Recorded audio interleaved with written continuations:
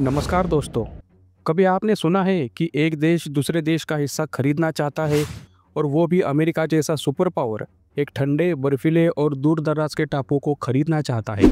Donald Trump ने सच में Greenland खरीदने की कोशिश की थी, पर आखिर क्यों?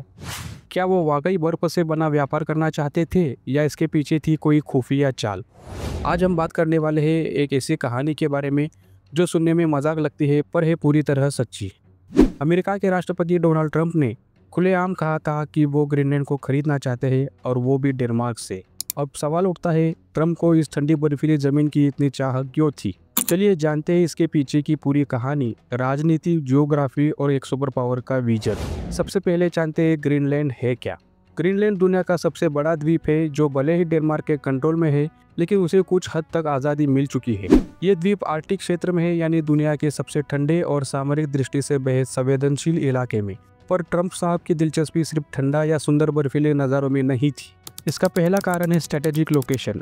ग्रीनलैंड अमेरिका और यूरोप के बीच ऐसा टॉप पॉइंट है जहां से आर्मी, मिसाइल डिफेंस और एयरफोर्स को एक्सेस आसानी से मिल सकती है। अमेरिका पहले ही वहां पिटफिक हवाई टापू बना चुका है जो 1991 से ऑपरेशन में है। ट्रंप को लगता था अगर ग्रीनलैंड पूरा अमेरिका के कब्जे में आ जाए तो उनकी सामरिक ताकत और भी ज़्यादा बढ़ जाएगी।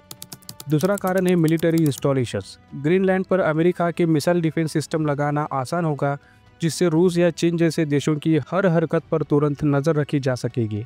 तीसरा कारण है मिनरल्स का खजाना। ग्रीनलैंड बर्फ के नीचे छिपे अनलिमिटेड मिनरल्स और नेचुरल रिसोर्सेज से भरपूर है, जैसे rare earth minerals, uranium, oil और गोल्ड। और ट्रंप के लिए तो ये एक जैकपॉट जैसा था, बर्फ के नीचे पैसा। और चौथा कारण था आर्थिक और राजनीतिक पकड़।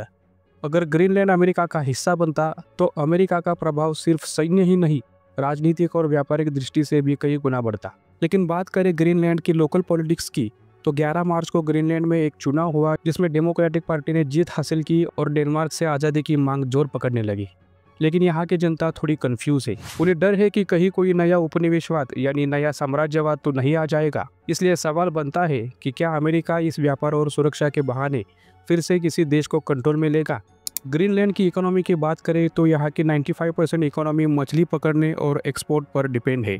डेनमार्क ग्रीनलैंड को हर साल $1 अरब की सब्सिडी देता है, यानी हर व्यक्ति पर लगभग $17,500 का खर्च। ऐसे में आज़ादी की बात करना आसान नहीं है।